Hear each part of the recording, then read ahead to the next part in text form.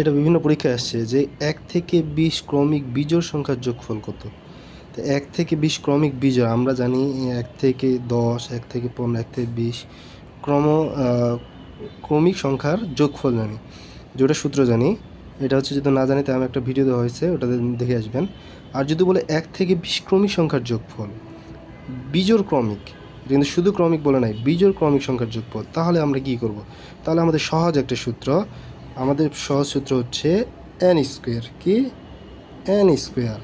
এখন এন মানে কি আমরা এখানে বীজ ধরবো? কখনো না। আমরা জানি যে বিজোড় সমান, বিজোড় মানে দুইটা সংখ্যার মাঝে একটা আসে।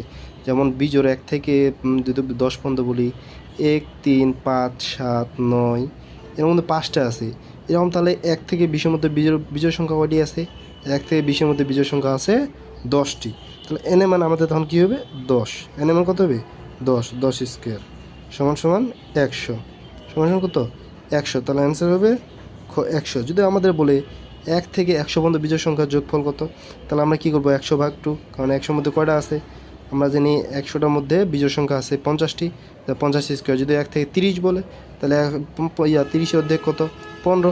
15 স্কোয়ার সমান যেটা আসবে ওটাই অ্যান্সার।